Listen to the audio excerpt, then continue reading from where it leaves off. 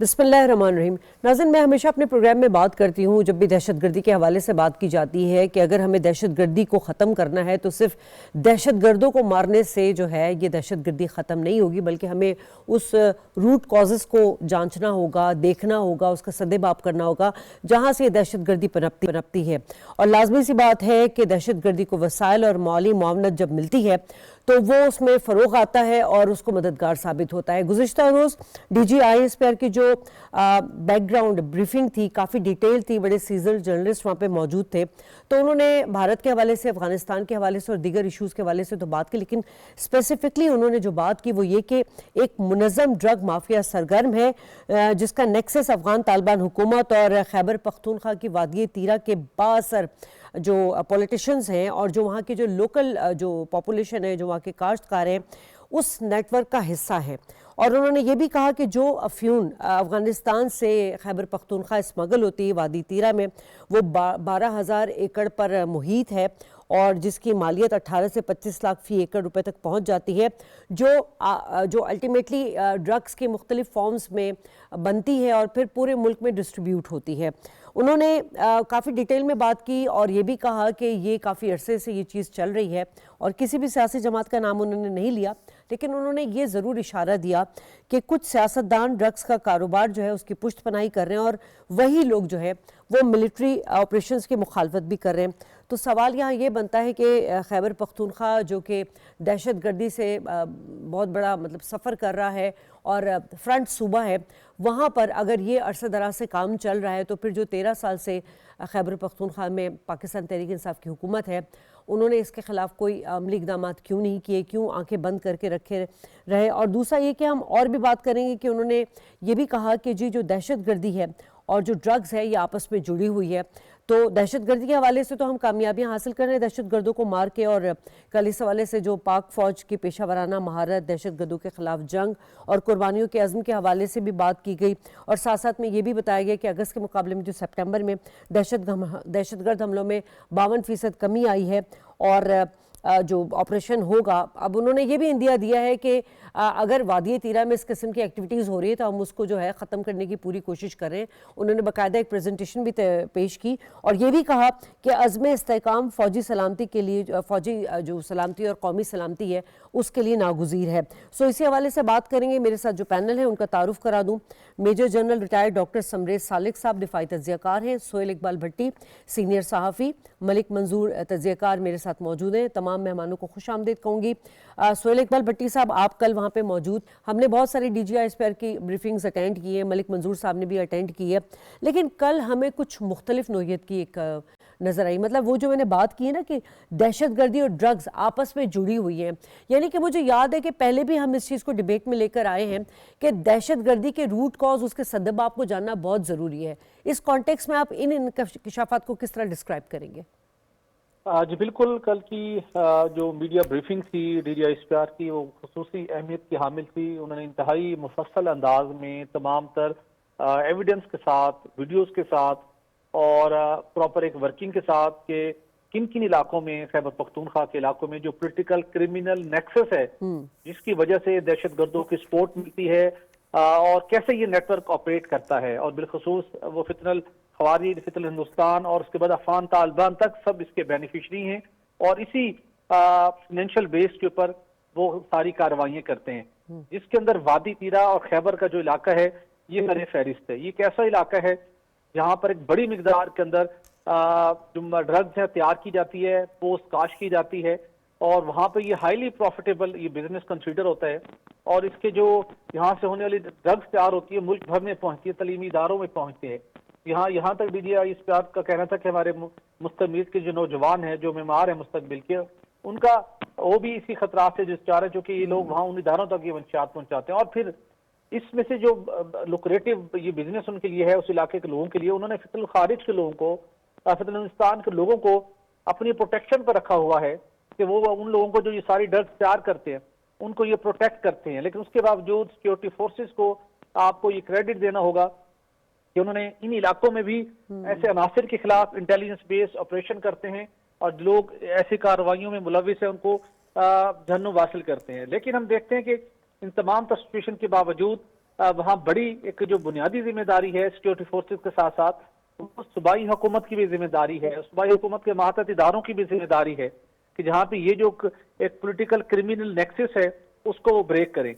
उसके साथ यहाँ से जो आमदन हासिल होती है अरबों अरबों रुपए की, वो उसका हिस्सा अफगान तालिबान तक जाता है। ये एक बड़ा शॉकिंग एक सरप्राइज था कि वो भी इसके बेनिफिशरी, और यही वजह है कि जो दहशतगर्दी की नसूर है, इस लानत है, अगर उसको हमने खत्म करना है तो बड़ा वाजे एक स्ट्रेंथ था डीजीआई स्पेयर का कि हमें ये जो नेक्स्ट है इसको ब्रेक करना होगा, और ये जो तमाम हमारे सोसाइटी पॉलिटिशियन हो, मीडिया हो, उसके साथ लॉ एनफोर्समेंट एजेंसी हैं, सबका एक कलीदी किरदार है तो इस सारे सिलसिले को खत्म करें। ये सिलसिला सारा खत्म होता है तो फिर दहशतगर्दों की कमर टूटती है, क्योंकि उनकी जो फाइनेंशियल उनकी लाइन है वो इसी के साथ जुड़ी हुई है। और यहाँ तक बताया गया कि इस इलाके के अंदर जो ये पोस्ट की काश की जाती है, 30 एकड़ जो उनको मुनाफा मिलता है वो 18 लाख से 25 लाख रुपए तक उनको ये मुनाफा मिलता है सिर्फ पोस्ट उगाने वालों को। फिर इसकी जो फर्दर वैल्यू एडिशन होती है उसका अलग कारोबार होता है। फिर वहां से इवन कुछ वीडियोस दिखाई गई कि कितने बड़े पैमाने के ऊपर वहां पर ये काम होता है, और लेकिन उसके बावजूद एएनएस की टीम, एफसी की टीम, सिक्योरिटी फोर्सेज मुख्तलिफ इलाकों में पहुंचकर ऐसे अनासिर के खिलाफ न सिर्फ कार्रवाइयां करते हैं बल्कि जो ड्रग्स की तैयारी है, जो पोस्ट की काश्त है, उसको भी जाके तल्फ करते हैं। तो ये बड़ा बड़ा इंपॉर्टेंट उनका था। लेकिन इसी कॉन्टेक्स्ट के अंदर फिर उनसे सवाल और जवाब का सेशन भी था, और चूंकि जो वज़ीर-ए-आला खैबर पख्तूनख्वा सुहेल अफरीदी हैं, उनका ताल्लुक इसी इलाके से, खैबर से उनका इलाका है, तो वहां पर कुछ जर्नलिस्ट को ये इंप्रेशन मिला कि जितने बड़े पैमाने के ऊपर यहाँ पर ड्रग्स तैयार हो रही है तो यहाँ पर तो बड़े पैमाने पे ऑपरेशन होगा, और ऑपरेशन होगा तो फिर वज़ीर-ए-आला खैबर पख्तूनख्वा सुहेल अफरीदी की तरफ से रेजिस्टेंस आएगी और मुमकिन तौर के ऊपर हालात खराब हो सकते हैं, हुकूमत को जाना पड़ सकता है और फिर यहाँ पे गवर्नर राज लग सकता है।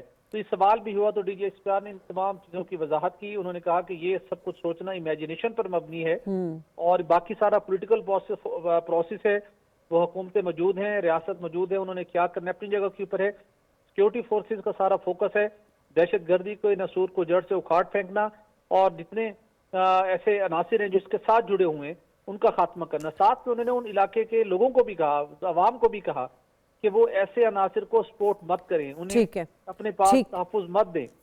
जी ठीक है सर। समरीत साहब, 2003 से हम देख रहे हैं उसके आसपास दहशतगर्दी का मसला, पाक फौज ने इंतहाई नासाजगार माहौल में जो है हालात में ऑपरेशन किया और अभी भी कर रही है। पहले हमने देखा नेक मोहम्मद, फिर हकीमुल्लाह, फिर फजलुल्लाह, और अब जो है नूर वली महसूद। सवाल ये पैदा होता है सर कि 22-23 साल हो गए हैं, ऑपरेशन इतने सारे होते हैं, बीच में एक तरह से दहशतगर्दी ख़त्म भी हो गई थी, दोबारा फिर अब हम देख रहे हैं कि उसने सर उठा लिया है। सर इसकी वजह जो है वो कल की जो DGI स्पेयर की प्रेस कॉन्फ्रेंस है जिसपे उन्होंने इंटरलिंक किया है यही बात कि दहशतगर्दी और ड्रग्स जो है ये आपस में इनका भी गठजोड़ है। ये तो एक दहशतगर्दी को बहुत बड़ा सपोर्ट करने का एक ज़रिया है।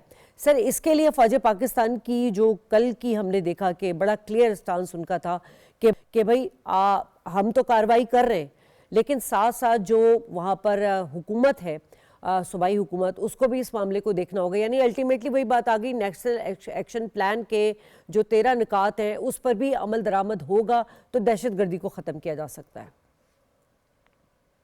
देखें, ये जो मैंने दहशतगर्दी का ये 2001 में शुरू हुआ और मैंने पर्सनली इसमें पार्टिसिपेट किया, इसके ऊपर एक बुक भी लिखी which was fighting shadows post war on terror Pakistan. 2017 में बहुत खुशाइंद बात थी कि हमने जो जंग स्पिल ओवर हुई थी अफगानिस्तान से उसको पुश बैक कर दिया इनटू अफगानिस्तान। अभी देख के बड़ा दुख होता है कि दोबारा से ये मतलब सर उठा रही है और दहशतगर्दी के जो वाकयात है वो पाकिस्तान में बढ़ रहे हैं। इसमें मैं समझता हूँ कि दोबारा से हमें ये जंग लड़नी पड़ रही है। जो माजी की कुर्बानियां वो हमारी ज़ाया हो रही हैं। तो इसमें मैं समझता हूँ जो मेन जो फैक्टर्स इसमें गिनता हूँ वो ये है कि अमेरिका का विड्रॉल इस इलाके से, अफगानिस्तान से, और उसके बाद जो हमारे तल्लुकात जिस तरीके से कशीदा रहे अफगानिस्तान के साथ उसका भी अमल दखल है। जो इंटरनल पॉलिटिकल इंस्टेबिलिटी है उसका बहुत बड़ा अमल दखल है। आपने इससे पहले ड्रग्स का जिक्र किया, आपके नॉलेज पे होगा कि ड्रग्स एक बहुत ही कॉम्प्लेक्स फिनोमेना है। जब जब अमेरिका यहाँ पे मौजूद था तो उस वक्त पॉपी की कल्टीवेशन में बेइंतहा इंक्रीज हुआ था। जब 2000 में 8000 हेक्टर्स अफगानिस्तान में पॉपी कल्टीवेशन थी, इन 2001 वो बढ़ के 74,000 हेक्टर्स हो गई थी। और 2017 में जब अमेरिका का अफगानिस्तान से निकलने से कुछ अर्सा पहले 3,28,000 हेक्टर्स पॉपी कल्टीवेशन थी। तो ये जो ड्रग्स हैं ये रीजनल मामला नहीं है, ये पाकिस्तान और अफगानिस्तान का मामला नहीं, बल्कि इसकी इंटरनेशनल डोमेन है। यूएस की प्रेजेंस में इस तरीके से, बल्कि प्री इन्वेजन जब जब तालिबान की गवर्नमेंट थी तो उस वक्त हार्डली 8,000 हेक्टर्स जो थी वो पॉपी की कल्टीवेशन थी। तो ये एक ग्लोबल फिनोमेना है इस पूरे रीजन में। चाहे हम ड्रग मनी को देखें, वॉर लॉर्ड्स की मनी देखें, फाइटिंग की मनी को देखें, जाके जैसे अफ्रीका में ब्लड डायमंड्स हैं, तो उसका बहुत बड़ा अमल दखल है सारी टेररिज्म में। और मुझे उम्मीद है कि पाकिस्तान इस डायमेंशन के ऊपर भी काम करेगा। और वो उसी सूरत में मुमकिन है कि अगर हमारी अफगानिस्तान के साथ तल्लुकात बेहतर हों और दोनों मुल्क मिल के ये जो ड्रग्स है इसकी इशू को कंट्रोल करने की कोशिश करें। ठीक है मलिक मंजूर साहब, अब सवाल यहाँ ये पैदा होता है, मैं थोड़ा सा आगे जाना चाहती हूँ कि जी कानून तो खैबर पख्तूनख्वा में मौजूद है, मतलब 1985 के बाद से जो फ्यून है उसको इलीगल करार दे दिया गया, तो उससे पहले ये लीगल था। अब अगर अफ्यूम की पाबंदी आयद की गई थी तो इतनी बड़ी उसमें कीमत पे इसका काश्त होना, यकीनन ये तो फिर वहाँ की जो सूबाई हुकूमत है या एडमिनिस्ट्रेशन है उसके लिए तो सवालिया निशान है कि भाई ये कैसे काश्त हुई, कैसे फ़रोख्त हो रही थी, इसको क्यों चेक एंड बैलेंस नहीं किया गया। जी बहुत शुक्रिया। देखिए मनशियात और दहशतगर्दी के जो गढ़ है ये बहुत लम्बा फिक्री है और इसकी वजह से आप देख सकते हैं कि कितनी कीमती जानों का ज़िया हो रहा है। तो आप ये देख सकते हैं कि मनशियात से होने वाली जो आमदनी है अरबों रुपए है, जिस तरह हमारे कुलीग कह रहे हैं, और वो दहशतगर्दी के मकासद के लिए इस्तेमाल हो रही है, यानी कि वो तालिबान तक पहुँच रही है। तो उसके जो फैसिलिटेटर हैं, मैं समझता हूँ वो KPK में बैठे। अब अगर उनके फैसिलिटेटर तक सूबाई हुकूमत कार्रवाई नहीं कर रही तो ये क्रिमिनल नेग्लिजेंस है और यही वजह है कि उनके खिलाफ आज तक कोई कार्रवाई नहीं की गई। और अगर सूबे के चीफ मिनिस्टर उनको सपोर्ट कर रहा है या दीगर और आला हुकाम या सूबाई इंतजामिया है, तो आप देख सकते हैं कि KPK पाकिस्तान का वो वाहिद सूबा है जो सबसे ज़्यादा मुतासरा दहशतगर्दी से और जो माली जानी नुकसानात हैं बहुत ज़्यादा है। आप देख सकते हैं कि वहाँ की जो मईशत है, कारोबार ज़िंदगी है, दीगर मामलात हैं, अनएम्प्लॉयमेंट है, अनरेस्ट है, इस दहशतगर्दी की वजह से वो सूबा सबसे ज़्यादा सफ़र कर रहा है। और वहाँ की अगर क़यादत ये कहे कि जनाब हम तो नहीं चाहते कि अफ़गान तालिबान को यहाँ से निकाला जाए, उनकी खिदमत की जाए, हॉस्पिटलिटी की जाए और 40 साल वो और रहें, यानी सूबे के चीफ मिनिस्टर असम्बली में तकरीर कर रहा होता है और वो उनकी हमायत में बोल रहा होता है। यानी कि अगर सूबाई हुकूमत की पॉलिसी वफाकी हुकूमत से बरक्स है और वो कन्फ्रंटेशन पैदा कर रहे हैं, महाजराई पैदा कर रहे हैं, तो इससे मामला और संजीदा होते हैं। देखिए काउंटर टेररिज्म जो स्ट्रेटजी है वो वफाकी हुकूमत की नहीं है, बल्कि सूबाई जो इकाई हैं, जो सूबाई हुकूमत है, वो तमाम वफाक के साथ मिल के चलेंगी और कोऑर्डिनेटेड एफर्ट होगी तो यकीनी बात है कि जो दहशतगर्दी है उसका खात्मा मुमकिन हो सकेगा। अब इसको सबसे बड़ा चैलेंज है कि आपने सिक्योरिटी को यकीनी बनाना है और जो दहशतगर्द अनासर है उनको कैफर किरदार तक पहुँचाना है। अब मैं समझता हूँ कि जो अज़्म इस्तेकाम ऑपरेशन है ये सिर्फ अस्करी ये मुहिम नहीं है, अस्करी ऑपरेशन नहीं है, बल्कि मुल्की इस्तेकाम है, कौमी सलामती है और मैं समझता हूँ कि कौमी इत्तमाद की बहाली भी है कि आपने लोगों के इत्तमाद को बहाल करना है। ये वो कैंपेन है जो रिस्टोरेशन ऑफ कॉन्फिडेंस है। अब इसमें अगर एक सूबा तावन नहीं करता, यकीनी बात है वफाक के साथ, और वफाक प्राइम मिनिस्टर चीफ एग्जीक्यूटिव जो प्राइम शहबाज शरीफ साहब है वो 2 दफ़ा CM को फ़ोन करते हैं, वो कहते हैं सर मैं आपके साथ मिलने को तैयार हूँ, आप मेरे साथ तावन करें, लेकिन वो आगे से जवाब नहीं दे रहे। तो ये सारी वो चीज़ें हैं कि सफ़र कौन करेगा, KPK करेगा, उनके अवाम करेंगे। इस सूरत हाल में मैं समझता हूँ कि अफाम तफहीम की ज़रूरत है, डायलॉग की ज़रूरत है, बातचीत की ज़रूरत है, रिकन्सिलेशन की ज़रूरत है। आप सियासी इफ्तराक़ात को पस पुश डालकर एक पेज पे आ जाएं और वो कौमी सलामती है, वो कौमी खुद मुख्तारी है, इस पर कंसेंसस पैदा होना चाहिए कि जो काउंटर टेररिज्म है इसकी ओनरशिप चारों सूबों को लेनी चाहिए। और ये इतना बड़ा एक अलमिया है और इतना बड़ा एक मैं समझता हूँ कि एक ट्रेजिडी है कि इस पर ओवरकम करने के हवाले से तमाम सूबाई हुकूमतें जब वफाक के साथ तावन नहीं करेंगी, यकीनी बात है जो दहशतगर्द हैं वो इससे फायदा उठाएंगे। अभी हालिया आपने रिपोर्ट देखी यूनाइटेड नेशन की जो मॉनिटरिंग टीम की है, वो कितनी होशरबार उसमें इंकशाफात है जी कि $50,000 $500 वो अदा किए नूर वली मसूद को, और यानी कि एक लॉजिस्टिक और माली फवायद उनको दिए जा रहे हैं। तो ये तमाम मैं समझता हूँ कि मुल्क की सलामती के हवाले से एक बहुत बड़ा खतरा है।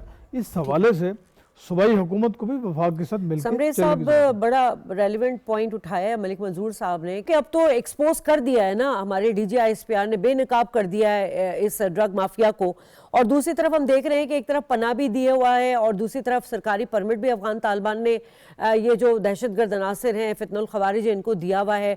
अब जो यूएन मॉनिटरिंग टीम की जो रिपोर्ट है उसमें तालिबान रजीम ने नूर वली मसूद को $50,500 फराहम भी किए, यानी आप उनको पाल भी रहे हैं, आप उनको फैसिलिटेट भी कर रहे हैं। दूसरी तरफ पाकिस्तान के साथ जो है वो आपने मतलब मामलात भी ख़राब कर रखे हैं, और इधर हमारे डीजीआईएसपीआर जो है वो तो कह रहे हैं कि अब ये तो हम दहशतगर्दों को छोड़ेंगे नहीं, उनको तो ख़त्म कर रहे हैं। लेकिन इस वक्त कितना बड़ा चैलेंज है जो जंग की बदलती नोयत है, हमें अपने दिफाई जो हमारे ढांचा है उसमें जिद्दत की कितनी ज़रूरत है?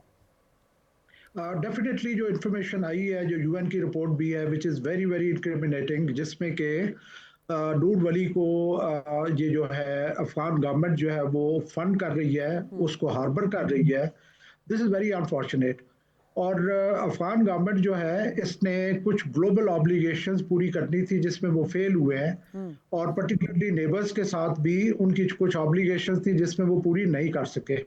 तो मेरे नज़दीक इट्स अ बिग चैलेंज। और चूंकि पाकिस्तान की अभी जो है वो ईस्टर्न बॉर्डर के ऊपर भी एक अनईजी पीस है, और इंडिया की तरफ से पाकिस्तान को थ्रेट्स आती हैं कि किसी टाइम पे भी वो ऑपरेशन सिंदूर 2 जो है वो लॉन्च कर सकते हैं।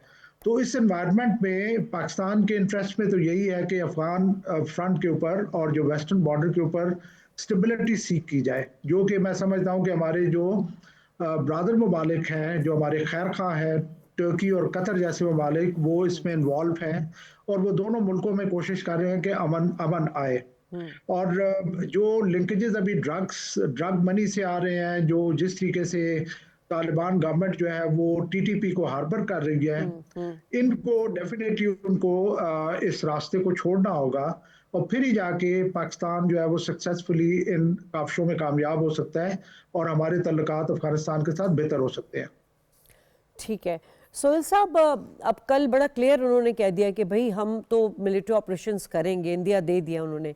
दूसरी तरफ हम जो बॉडी लैंग्वेज देखते हैं चीफ मिनिस्टर केपी की, वो बिल्कुल अलग डोमेन में हमें नज़र आती है।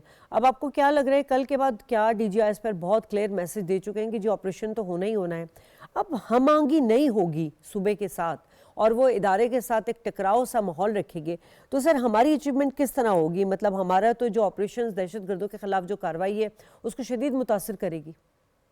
देखिए, बड़ा इम्पोर्टेंट आपका क्वेश्चन है, और कल डीजीआईएसपीआर से भी इस हवाले से बातचीत हुई। बिलखसूस पाकिस्तान तहरीक इंसाफ जो बयानिया बनाने की एक नाकाम कोशिश कर रही है, वो बनना नहीं है, क्योंकि अवाम को भी रियलाइजेशन है कि दहशतगर्दी की इस जंग के में सिक्योरिटी फोर्सेज, हिफाज़त पाकिस्तान, लॉ एनफोर्समेंट एजेंसी, अवाम ने कितनी बेपनाह कुर्बानियां दी हैं।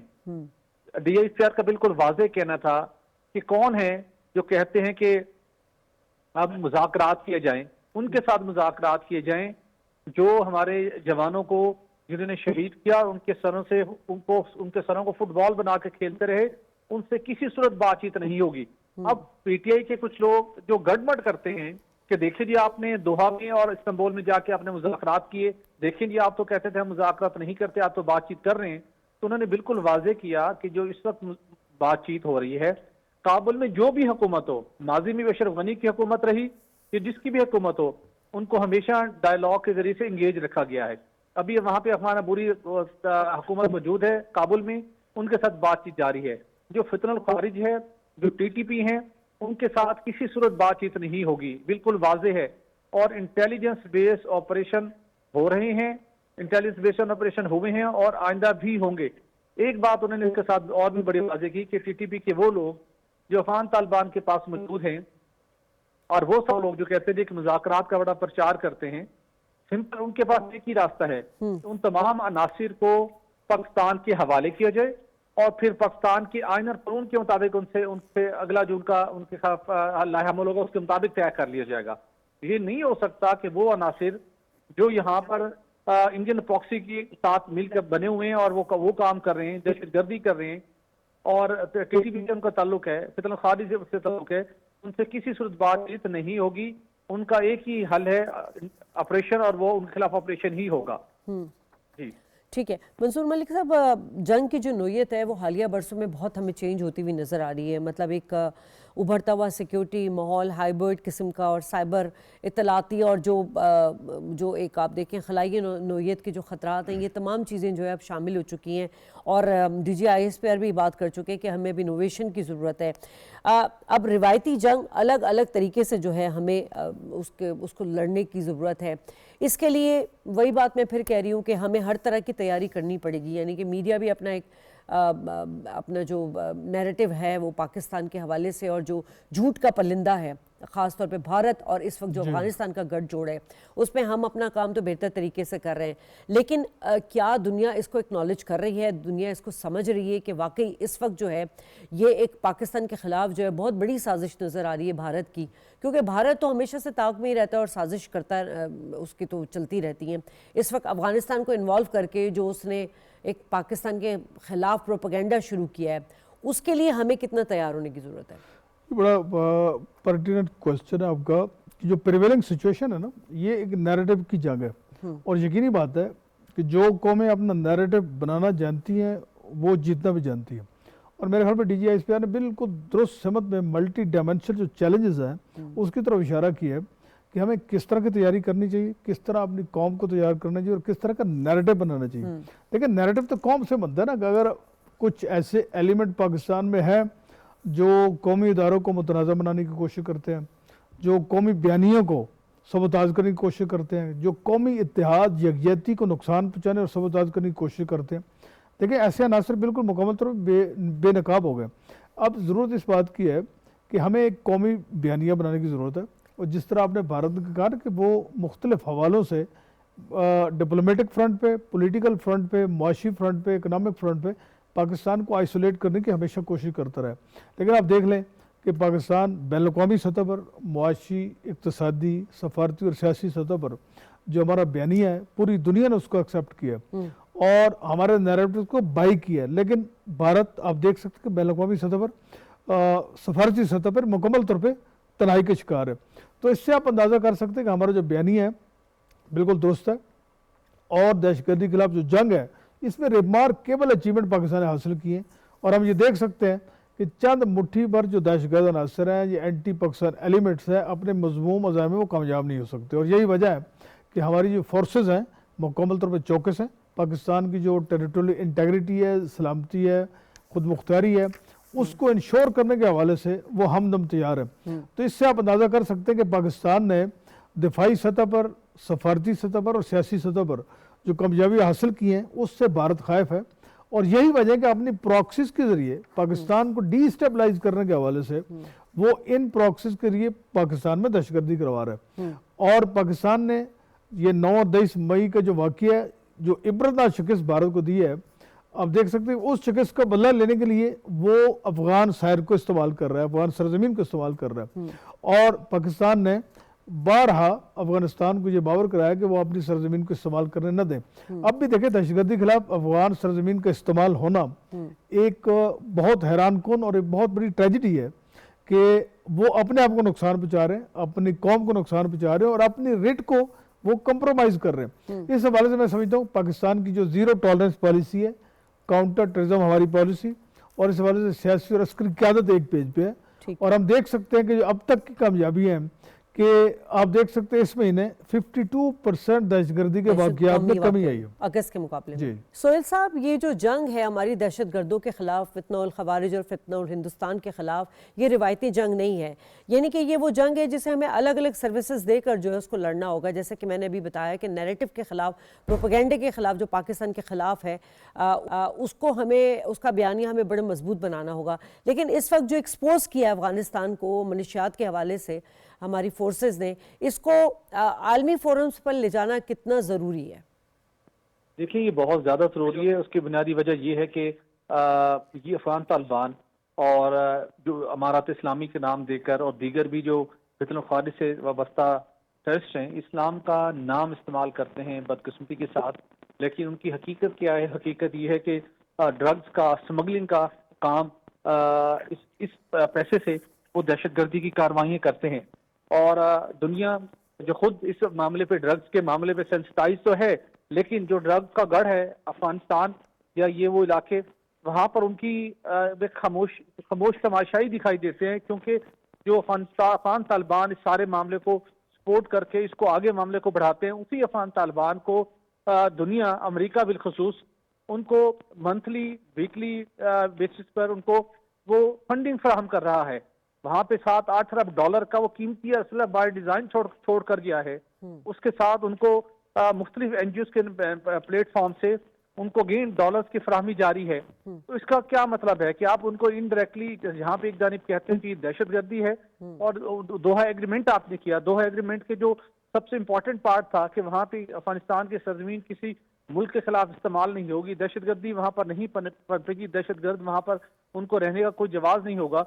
लेकिन वहां पर सब कुछ हो रहा है, दोहा एग्रीमेंट की खुलेआम खिलाफ वर्जी हो रही है, लेकिन दुनिया उसके ऊपर कोई कार्रवाई करने की बजाय, कोई पूछ कुछ करने की बजाय कि आपने दोहा एग्रीमेंट पर साइन किए थे, आपकी सरजमीन से दहशतगर्दी हो रही है पाकिस्तान के खिलाफ। पाकिस्तान डेली बेसिस पे मुख्तलिफ अक्सर कार्रवाइयाँ हुई हैं, दरअंदाजी की अफगान तालिबान कोशिश करते हैं, अफगान तालिबान की सपोर्ट से दरअंदाज होती है, और उसमें अफगान शहरी मुलविस है, उनके खिलाफ कार्रवाई कोई नहीं होती, उल्टा उनको सपोर्ट किया जा रहा है। तो ये दुनिया का भी एक दोहरा म्यार है। पाकिस्तान ने इस खित्ते के पायदार अमन और दुनिया के अमन के लिए इस दहशतगर्दी खिलाफ जंग में हजारों अफराद ने जानी, माली, समाजी, सियासी हमने कुर्बानियां दी, लेकिन दुनिया उससे हम देखने के खामोश है। अब दोहा के अंदर जो सारा सालसी अमल भी हुआ वो अपनी तरफ, लेकिन उससे पहले अफगान अबूरी हुकूमत से उन ममालिक को जो डॉलर फराहम कर रहे हैं, मुख्तलिफ एड्स दे रहे हैं अफगानिस्तान को, उसको स्ट्रेंथन कर रहे हैं, उनसे सवाल तो करें कि दोहा एग्रीमेंट की आप खिलाफ वर्जी कर रहे हैं। कब तक आपकी अफगान अबूरी हुकूमत कायम रहेगी? कब यहाँ पे अवाम के नुमाइंदे आएंगे? कब कोई एक इलेक्टोरल प्रोसेस स्टार्ट होगा? वहां पर कोई सवाल नहीं है। तो ये एक बहुत बड़ा चैलेंज है जो जिसका अल्टीमेटली अगेन पाकिस्तान के लिए मुश्किलात में इजाफा हुआ। पाकिस्तान को उसको दोबारा एक डिफरेंट एंगल से थ्रेट को सामना करना पड़ा, और फिर उसके अंदर इंडिया भी इस सारी सिचुएशन का भरपूर एक्सप्लॉइट कर रहा है। इंडिया इसके अंदर कूद चुका है, वो 1 अरब डॉलर की इनको फंडिंग फराहम करने जा रहा है, वहां पे इनको वो ट्रेनिंग दे रहा है, उनको हर तरह की सपोर्ट फराहम कर रहा है। तो दुनिया को अपना ये दोगला म्यार खत्म करना होगा। जी बिल्कुल ठीक। और यकीनन पाकिस्तान अपनी दिफाई पोजीशन तो मुस्तहकम कर चुका और बेहतरीन जवाब भी दे रहा है। रही बात पाकिस्तान के अपने अंदर सूबों के हवाले से, तो ताउन और मुत्तहिद होकर हमें दहशतगर्दी के ख़िलाफ़ जो है एक पेज पर होकर अमली तौर पर जो है वो इक़दाम उठाने होंगे। उसी की वजह से हम दहशतगर्दी पर काबू पा सकेंगे। मैं अपने तीनों मेहमानों का शुक्रिया अदा करना चाहूँगी। यहाँ ब्रेक लूँगी, ब्रेक के बाद दूसरे सेगमेंट पर बात होगी।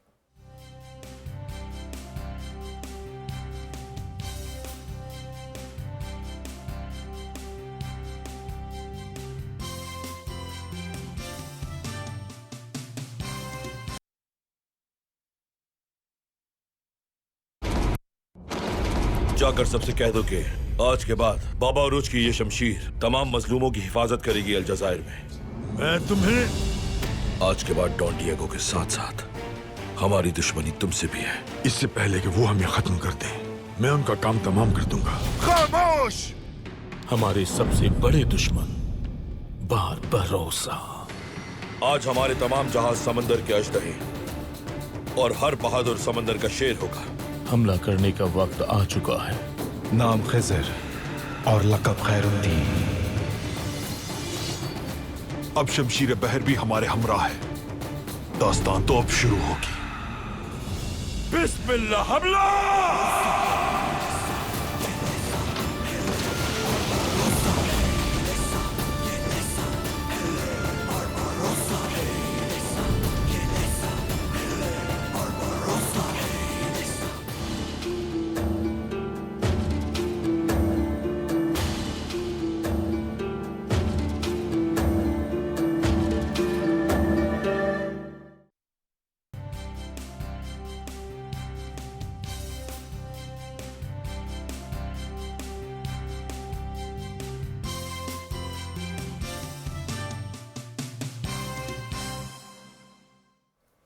वेलकम बैक नाज़रीन। और जिस तरह के यूनाइटेड नेशन के ज़ेरे है तमाम 3 रोज़ा सोशल डेवलपमेंट सेगमेंट जो कॉन्फ्रेंस है वो हो रही है और उसका आगाज़ हो चुका है। कोपेनहेगन कॉन्फ्रेंस जो कि 30 साल बाद दोहा में आलमी रहनुमाओं के साथ हो रही है, जिसका मकसद समाजी तरक्की है, मसावात और शमूलियत के अज़्म की तजदीद है।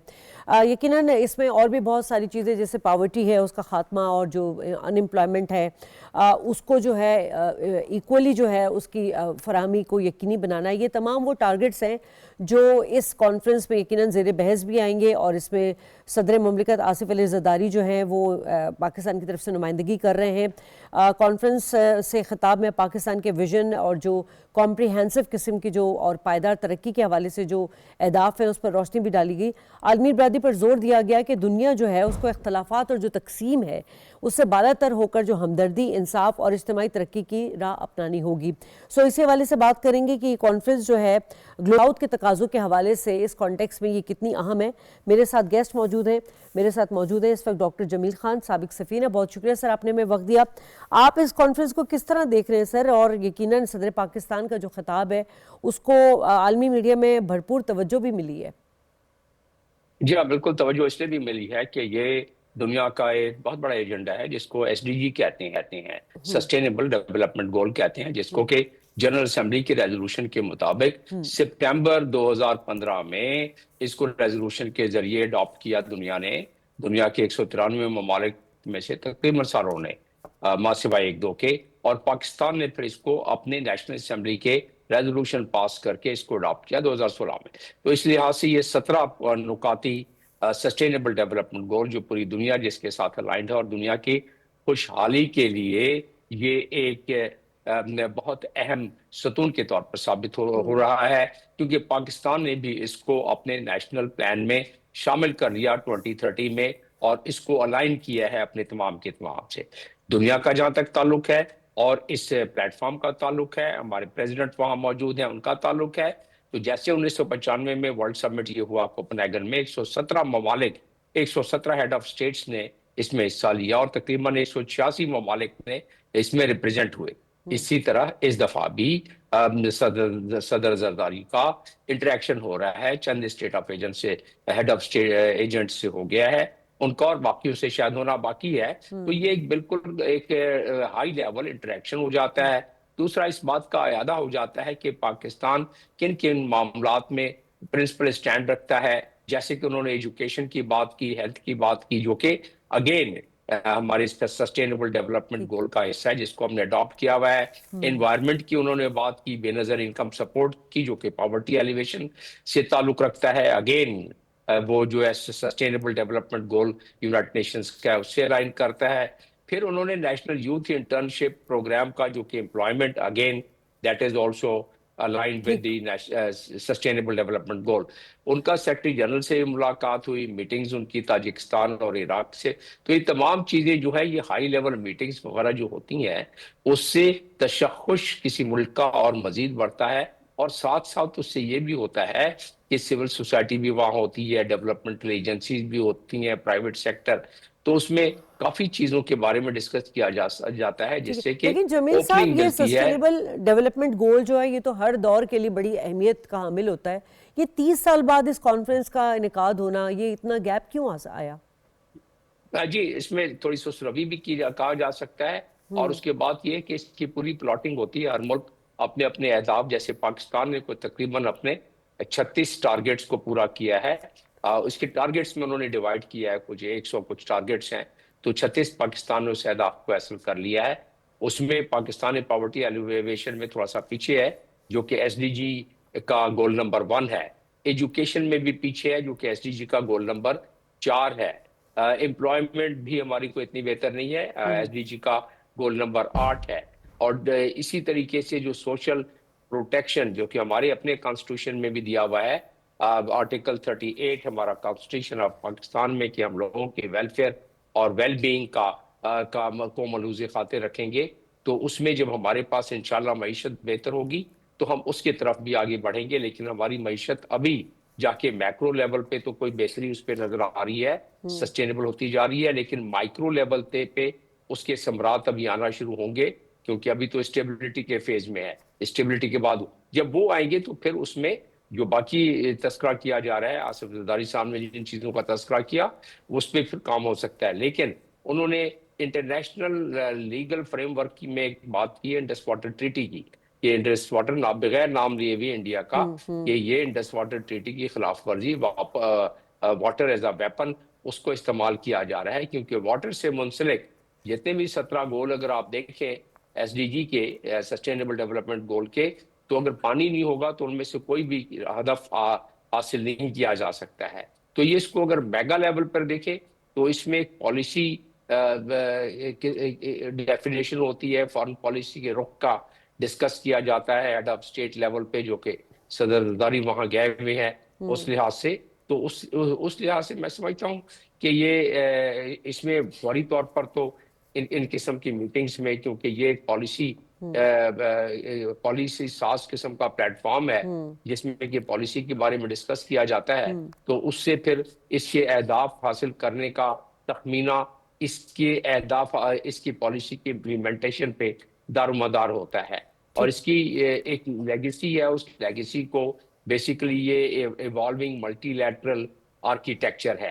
तो ये मल्टीलैटरल आर्किटेक्चर को जो भी सही इस्तेमाल कर जाए तो वो उसको उससे इस्तेफादा हासिल कर सकता है। ठीक है जनरल साहब, पाकिस्तान तो वैसे हर फोरम पर जो है वो जितने भी दुनिया के मुख्तलिफ तनाज़ात हैं या फिर रीजनल डिस्प्यूट हो गया उसको उठाता हुआ आ रहा है, और यकीनन सफारती सतह पर पाकिस्तान के मौक़िफ़ को पजीराई भी मिलती है। लेकिन सर सवाल यहाँ ये पैदा होता है कि ये जो ग्लोबल साउथ के ममालिक हैं, आप क्या समझते हैं कि आलमी फैसला साजी में आप कोई मौसर किरदार अदा कर सकते हैं? नहीं, अब दुनिया तो देखिए ना, ग्लोबल नॉर्थ से ग्लोबल साउथ की तरफ मूव हो रही है। दुनिया की 4 जौहरी कुव्वत इसमें है। दुनिया की अब आधी से ज्यादा मईशत इस तरफ है। ये उभरता हुआ खित्ता है और ग्लोबल ईस्ट अभी जो है उधर ही सारी इकोनॉमिक एक्टिविटीज भी ड्रिफ्ट होती जा रही है। तो उस लिहाज से उनकी फैसला साजी में भी आगे जाके मजीद उनका हिस्सा बढ़ जाएगा।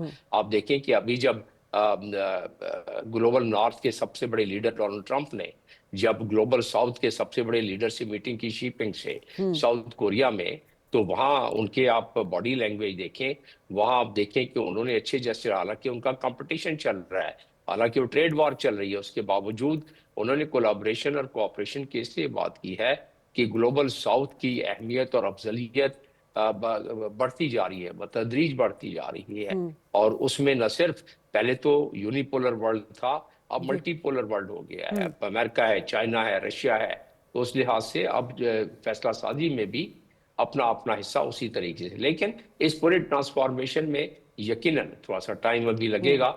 मजीद कोई तखमीना है कि 7, 8 या 10 साल तक इसमें लग सकते हैं कि पूरे ताकत का तवाजुन बिल्कुल दूसरी तरफ यानी ग्लोबल साउथ की तरफ आ जाए, और उसके लिए तको-दो और रस्साकशी जारी रहेगी। और हम देखेंगे ये जो ग्लोबल नॉर्थ और ग्लोबल साउथ की रस्साकशी जो चलती रहेगी, क्योंकि इतनी आज़ादी से कोई भी खित्ता, कोई भी रीजन अपनी सबकत को ऐसे नहीं जाने देता है, कुछ ना कुछ रखने और रोड़े अटकाता है। तो उसका हमें उसका ग्लोबल साउथ को सही अंदाजा है और उस पर ग्लोबल साउथ भी काम कर रहा है उसी लिहाज से।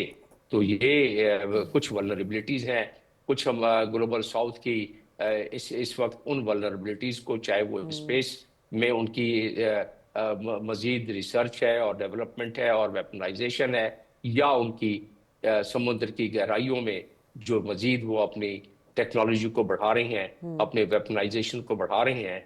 जब ये 2 चीजें हो जाएंगी तो उसके बाद फिर यकीनन तवाजुन ताकत का फिर उसका दामन छोड़ना पड़ेगा ग्लोबल नॉर्थ को, और ये आने वाले कुछ 10 सालों में इसका अंदाजा हमें हो जाएगा। जी, इंडस ट्रीटी का तो खैर उन्होंने यकीनन इस फोरम पे बड़ी अच्छी तरीके से भारत का जो एक मकसद है जिसमें जनूबी एशिया में पानी के ज़खायर तेज़ी से कम हो रहे हैं, उसको भी सदर जरदारी साहब ने बड़े अच्छी तरह से एक्सप्लेन किया। लेकिन साथ साथ उन्होंने वही बात की कि जम्मू और कश्मीर में जो गासिबाना कब्ज़ा है भारत का और उनकी जो मुनसफाना हल है और यूनाइटेड नेशन की जो करारदादें उस पर अमल दरामद होना चाहिए। ख़ुद मुख्तार रियासत फ़लस्तीन की जो रियासत है उसके क़याम के हवाले से भी बात की, और बार बार पाकिस्तान जो है वो हर फोरम पे ये 3-4 बड़े की पॉइंट जो इश्यूज़ हैं इनको हाईलाइट करता रहता है। इसको चूँकि इस वक्त चल भी रहे मामलात कल गज़ा के हवाले से भी इजलास हुआ था और दोहा में भी अमन के हवाले से जो बात की जा रही है, अफ़गानिस्तान के साथ मामला चल रहे हैं, उधर फ़लस्तीन, इधर कश्मीर, आप इसको किस तरह देख रहे हैं इन सब चीज़ों को? यानी कश्मीर का जहाँ तक ताल्लुक है और जहाँ तक पैलेस्टाइन का ताल्लुक है, पाकिस्तान की तो फॉरेन पॉलिसी का ये कॉर्नर स्टोन है। और हमने हमेशा फ़लस्तीन की भी बात की है और हमने हमेशा कश्मीर की भी बात की है। तो वो बात, तो जो भी हाई पावर हमारा डेलीगेशन जाता है उसमें ये एक अंडरस्टूड सी बात है कि उनके टॉकिंग पॉइंट्स में, इवन जब मैं सफीर था तो अपने टॉकिंग पॉइंट्स में जब भी हमारी एंगेजमेंट होती थी बायलैटरल लेवल पर या हमारी एंगेजमेंट होती थी मल्टीलैटरल लेवल पर, तो हम कश्मीर का मामला हमेशा उसको सामने रखते थे और उसका जिक्र जरूर करते थे। और इसी लिहाज से सदर जरदानी ने भी उस फॉरेन पॉलिसी को मद्देनजर रखते हुए जो टॉकिंग पॉइंट उनको दिए गए या जो उन्होंने अपने तरफ से उसमें शामिल की बातें, उसमें फॉरेन पॉलिसी का जो हमारा एक है उसको जहन में रखते हुए तमाम बातों को आगे बढ़ाया जाता है ऐसे मल्टीलैटरल फोरम पर, क्योंकि ये बड़ा अहम मल्टीलैटरल फोरम है और उसमें उस लिहाज से उन्हें अपनी गुफ्तगू में उन तमाम चीज़ों को इस तरह एम्बेड करके रख के पेश करना होता है कि फॉरेन पॉलिसी किससे मुताबिकत भी रखती हो और उसमें एक ट्रिजेक्टरी भी उसकी मजीद बढ़े। तो उस लिहाज से ये कश्मीर का जिक्र आप जो कर रही हैं, बताया आपने, या आपने गजा का जिक्र बताया, वो उस लिहाज से है। बाकी तो उसमें बड़ी तफसील है गजा के लिहाज से या कश्मीर के लिहाज से, उसमें बड़ी तफसीलात हैं, लेकिन वो पॉलिसी के मुताबिक उन्होंने जिक्र किया है इसका। जी ठीक है डॉक्टर जमील साहब, बहुत शुक्रिया, आपने वक्त दिया। अब देखना ये है कि ग्लोबल के तकाज़ों को पूरा करने के लिए कॉन्फ्रेंस जो है ये एक्टिव रोल किस तरह अदा करती है। प्रोग्राम से इजाज़त, अल्लाह निगहबान।